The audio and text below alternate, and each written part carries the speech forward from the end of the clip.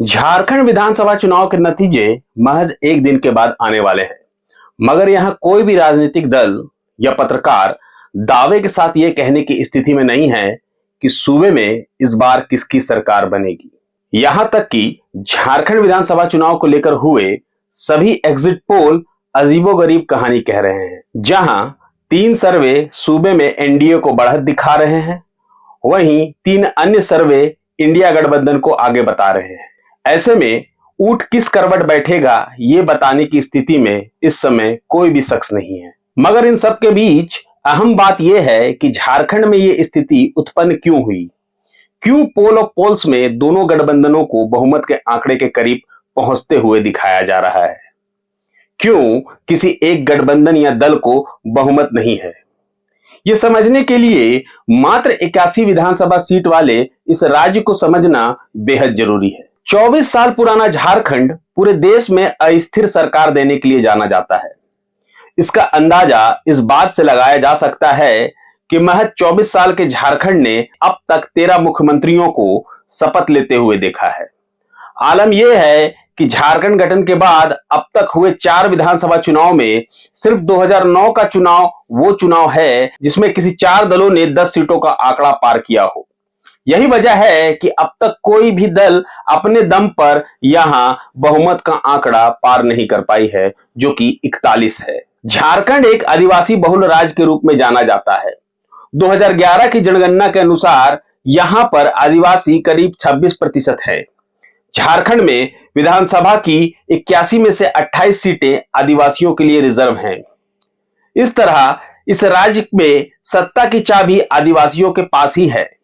यहां 2005 से लेकर अब तक हर चुनाव में आदिवासी ही मुद्दा रहा है। झारखंड में अब तक बाबूलाल मरांडी, अर्जुन मुंडा, शिबू सोरेन, मधु कोड़ा, हेमंत सोरेन, चंपई सोरेन जैसे आदिवासी प्रदेश की बागडोर संभालते रहे हैं। केवल एक बार रघुवर दास के रूप में प्रदेश को एक गैर आदिवासी सीएम मिला था। बाकी सभी 6 मुख्यमंत्री आदिवासी समुदाय से ही ताल्लुक रखते हैं। दिलचस्प बात यह है कि इनमें से 4 पूर्व सीएम अर्जुन मुंडा, बाबूलाल मरांडी, चंपई सोरेन और मधु कोड़ा अभी बीजेपी में हैं।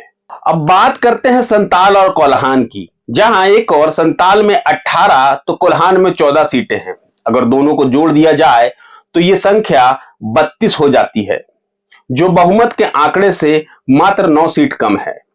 2019 के विधानसभा चुनाव में जेएमएम कांग्रेस गठबंधन ने संताल और कोल्हान से 32 में से 27 सीटें हासिल कर सत्ता तक पहुंचने में कामयाब रही थी। वहीं 2014 के चुनाव में बीजेपी ने संताल में सबसे बढ़िया प्रदर्शन करते हुए 18 में से 7 सीटें जीतने में कामयाब रही थी, जबकि संताल की 2 सीटें झारखंड विकास मोर्चा ने जीती थी, जिसके तत्कालीन अध्यक्ष मौजूदा बीजेपी अध्यक्ष बाबूलाल मरांडी थे। 2014 में बीजेपी ने कोल्हान में भी अच्छा प्रदर्शन किया था, मगर 2019 में बीजेपी का कोल्हान से सुपड़ा साफ हो गया। वो 14 में से एक भी सीट नहीं जीत पाई और बीजेपी को विपक्ष में बैठना पड़ा। 2024 में बीजेपी को कोल्हान में चंपई से काफी उम्मीदें हैं। संताल और कोल्हान की 32 सीटें झारखंड में सत्ता का रास्ता तय करती हैं। इन 32 सीटों में से कई सीटें ऐसी हैं जो काफी क्लोज मार्जिन वाली है। इनमें चंपई सोरेन की सरायकेला और लोबिन हेम्ब्रम की बोरियो भी शामिल है। इन 32 सीटों में जिस भी पार्टी या गठबंधन का दबदबा रहता है वो सरकार बना लेती है। क्लोज फाइट होने की वजह से कई सीटों पर यह दावा नहीं किया जा सकता कि जीत किसकी होगी। इसके अलावा इन 32 सीटों में आदिवासियों का दबदबा है। इसके अलावा उत्तरी छोटा नागपुर की 25 सीटों में से ऐसी कई सीटें हैं जिस पर हमेशा से कांटे की टक्कर होते आई है, मगर उत्तरी और दक्षिणी छोटा नागपुर में बीजेपी हमेशा से थोड़ा आगे रही है।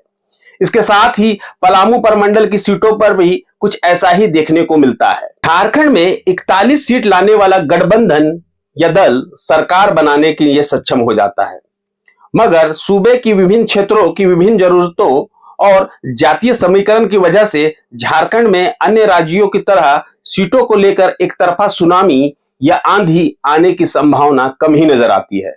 मगर इस बार एक तरफ जहां मैया सम्मान योजना तो दूसरी तरफ हेमंत सरकार पे लगे भ्रष्टाचार के आरोप और छात्रों का पेपर लीक को लेकर आक्रोश क्या एक तरफा नतीजा देने में सक्षम होगा? ये तो आने वाले 23 नवंबर को ही पता चल पाएगा। तब तक के लिए मुझे दीजिए इजाजत, मगर जुड़े रहे प्रभात खबर डिजिटल के साथ। प्रभात खबर.com, विश्वास वही, रफ्तार नहीं।